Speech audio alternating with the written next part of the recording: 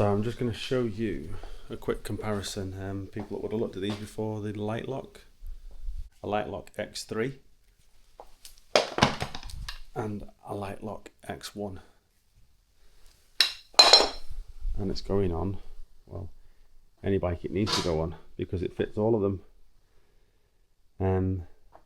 Thing is, I'm going to Switzerland this weekend coming on Saturday or Sunday. I need to take a lock with me, so the obvious choice is the Litelok, given how robust it is and market leading on quality and everything, and you can tell by the size and weight of it.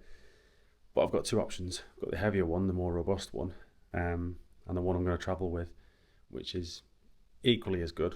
Well, it's not equally as good. It's market leading, but not as good as the X3, because that's bit of a beast. You see lots of reviews on them, I think up to 9 minutes through with angle grinders to get through. But anyway, I'm going to show you the difference now on these two. So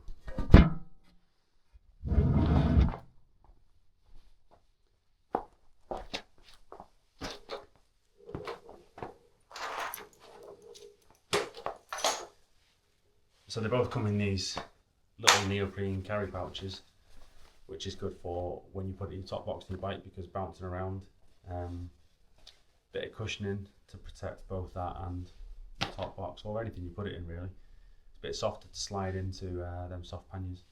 So this is the Litelok X3. Is it, how do you pronounce this? Baronium. That's the outer coating that wrecks the angle grind disc before it gets in. Lots of features about these. You have to make two cuts if you're going to rob a bike, because cut once, it's got anti-twist, so you can't just twist the shackle round and get it out. It's mega beefy. This is, I weighed it on the scales, which I'll show you. So yeah, anti-twist shackle, you'd have to make two cuts, so I think it takes up to 9 minutes with angle grinders to get through one cut, so you're at basically 18 minutes, two cuts, and by that time you'd hope that someone would stop them, or they just give up, because I think on lots of tests on YouTube it took 4, 5, 6, 7 discs, who knows. It is a alloy lock, which is top tier as well. Solid key. They both have the little silicone sleeve that stops dirt and crap getting in there, which is a massive thing, because I used to commute every day, and all my locks, you'd be changing them especially through winter, every couple of months, 6 months at most, because all the dirt and grime got in there and stopped the lock from working. Anyway, smooth operation. Turn that. Unlocks easy. Just show you on the GS, you have this type of affair on the wheel, and they're great, these locks, for a GS, because you can go straight through the hub, over the disc, through the spokes, which is the best option, because if we go over here, which it will fit over there, so it's very tight, the X3, because it's a thicker shackle, but I can force it over there. But the best option is to go straight through. Ooh, when I find the hole, straight through like so. I'll just show you that. And just put the lock on. So now, as it's gone straight through there, they'd have to make multiple cuts, hard to cut, hard places to cut, and yeah, it's just a mega deterrent for thieves. So just take this one off.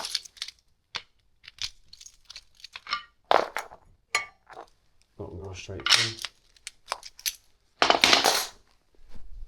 And there is the Litelok X1. These here are reflective stickers, bit more visual. It will be more obvious on the bike when someone comes, more reflective. This one is reflective, as we can see from the light. You saw it in the dark over there. It's reflecting a bit. But this one's a bit more obvious because it's new. So let's just show you this one again. So this one is a lower level, not as expensive lock, but still got the silicone sleeve on it. As you can see, little silicone sleeve on it, the same thing. Protects all the crap going in and out. Anti-twist again on this one because it's a thinner shackle.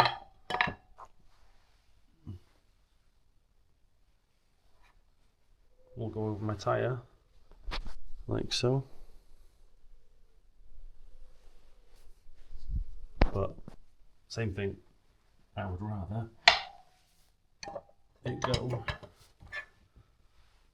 through the wheel.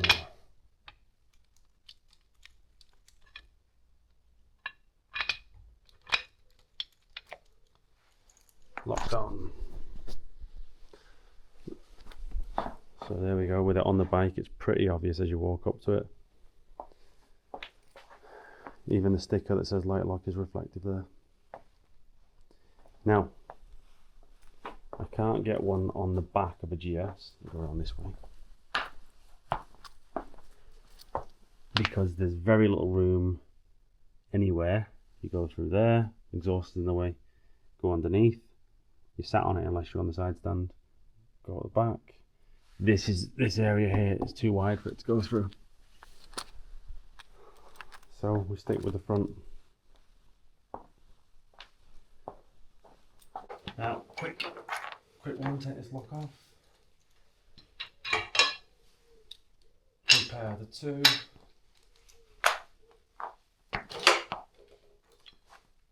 So we have the X3 here and the X1 here. The X3 is heavier, more heavy duty. It has a wider diameter shackle. They're both anti-twist, but this will withstand angle grinder attack longer than this one, the X1. This obviously comes at a more premium price. This is still a premium price, but they are the market lead on D-locks. Plenty of people have stories and reviews about the bike that was saved, come back to this, and they've seen the attempted attack on it, but it's still there standing. Likewise with this, people use these on high-end electric bikes and motorbikes,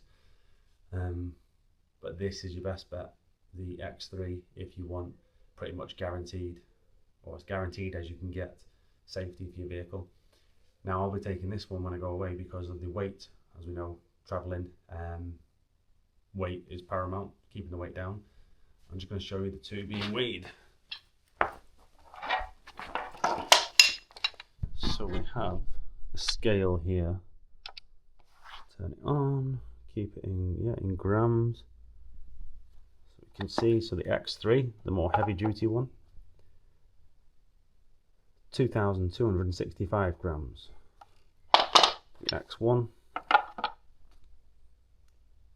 1,722 grams. So let me just have a quick math again. So it's around 500 grams, half a kilogram difference. It feels substantially more when you pick this one up in comparison to the X1, but this is ample for the touring and just eliminating risk, stopping overnight in places I don't know because I've been in a different country. I just want peace of mind. I've had a bike stolen. I've had 2 bikes stolen, another one attempted to be stolen. It's not my favourite hobby, so as soon as I had to pay the excess on the insurance claim, which amounted to compulsory voluntary, about 600 quid. The bike I got about £7,000 for it, but 600 quid is a big whack that you have to pay out your own pocket. Plus then the compound effect every year. You declare the claim for the next up to 5 years and it affects your insurance. So you've got a compound cumulative effect of the premium. So it's not just 600 quid, it probably triples to £1,800 by the time you're done and dusted. So these become pretty much priceless when you talk about retail currently of these. You go and look them up. think 279 for this one. I'll have to go look that one up, but it's a really a moot point when you'd rather pay out that once and continuously keep your bike safe than pay an excess even just once. The locks pay for themselves. If there's been any attack on them and your bike survived, the lock survived and it's not been stolen, that's then paid for. So yeah, that is the Litelok X1 and X3. Now I do have various other locks. I have an ABUS Detecto, Granite Detecto 8007 I think it is. This lock that you feed this through, like loop it round something, feed that through, put it on the mega heavy duty alarm disc lock. But whilst that has its place, this alone is heavier than the Litelok for the disc lock. Thatcham approved chains, you know, locks, everything. They're just impractical to carry, and snaking about movement on your bike when you're touring. Size, weight, biggest key here. This is simplicity. Whilst it'd be great to be even lighter than this, it's compromise between weight and security, and this is what I'm taking, and this is what will be placed on the bike, and I know I'll have no issue. So peace of mind, get it sorted.